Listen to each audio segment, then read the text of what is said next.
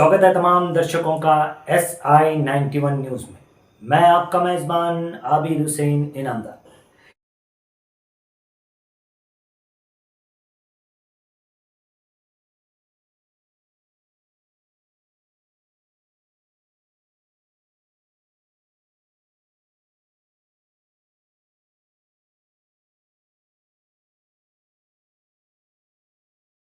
मेरी आप लोगों से अपील है कि आप लोग अपना एक एक का बर्थ सर्टिफिकेट बनाइए। हाँ, जो हमारे बुजुर्गों की उम्र 70 साल के ऊपर है, उनका बर्थ सर्टिफिकेट अगर है तो बहुत अच्छा है, अगर नहीं है तो आप उनका पासपोर्ट बनाइए। आप बर्थ सर्टिफिकेट अपना बनाइए और अगर 10th क्लास की मार्कशीट है तो उसको तैयार रखिए।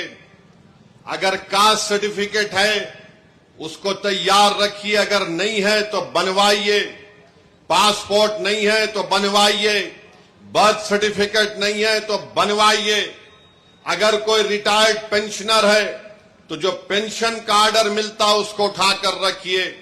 अगर आपको 2 BHK का सर्टिफिकेट मिलता है कि आपको 2 BHK दिया गया, उसको उठाकर हिफाजत से रखिए। अगर जमीन गवर्नमेंट ने आपको अलॉट की तो उसको उठाकर रखिए। अगर आप गवर्नमेंट के मुलाजिम हैं या थे, उसका आईडी कार्ड उठाकर रखिए।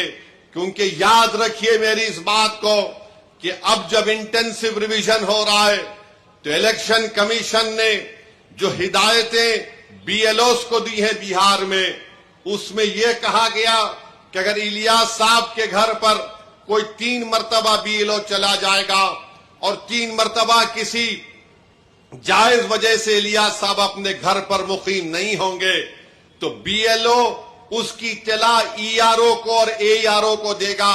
और ये AERO और ERO को इख्तियार हासिल है कि वो 1955 के सिटीजनशिप एक्ट के तहत उन तमाम ओहदेदारों को इत्तला देना कि इलियास साहब शायद भारत के नागरिक नहीं है। तो ये